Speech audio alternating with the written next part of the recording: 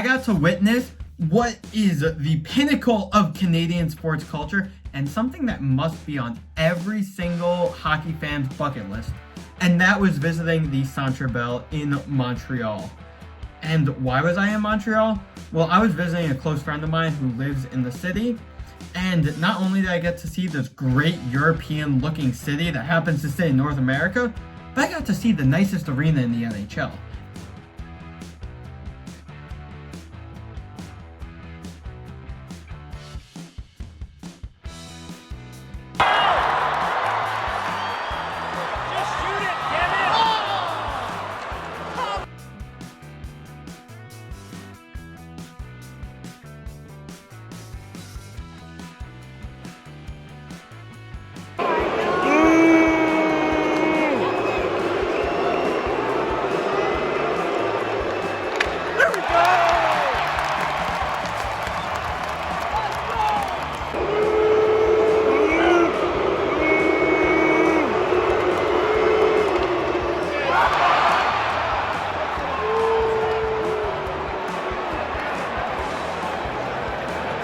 And I have been to what I would say a fair share of arenas, whether it's the Wells Fargo Center, TD Garden, Amalie Arena, UBS Arena, so forth.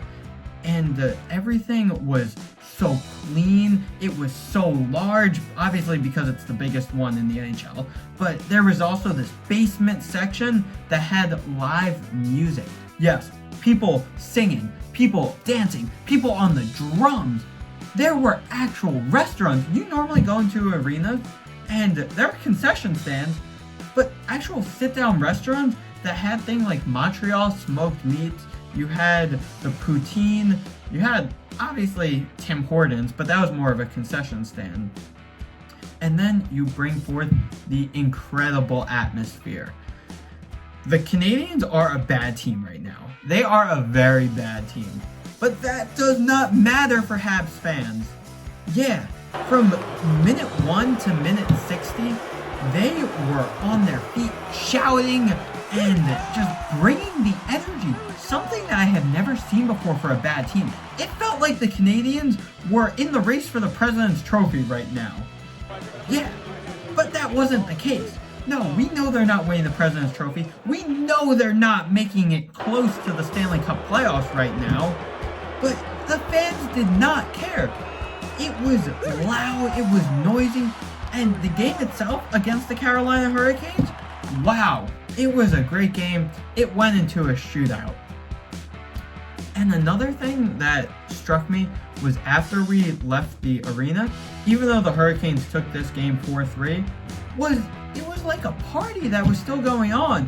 And keep in mind, it was like 30 degrees outside at the time, which I guess for Canadiens fans, that's like normal weather. But there was an ice skating rink outside of the arena. There were street performers there that gave you like New York vibes afterwards. And overall, just a phenomenal atmosphere. And guys, before I continue, make sure to subscribe to stay up to date on all of my travels. I'm traveling across the world. I'm actually trying to hit 50 countries before the end of 2024. But it's something that every single hockey fan needs to go to. Make a trip to Montreal. Canadian hockey games, like I'm not talking about Canadians like the team, Canadians as like all the teams like the Maple Leafs, Jets, Canucks, Senators, etc. The atmosphere is just something else, something you don't get in America because it's engraved in their culture. But maybe it's because the Canadiens are the most successful team in NHL history with 20 plus Stanley Cups. But in Montreal, hockey just means more.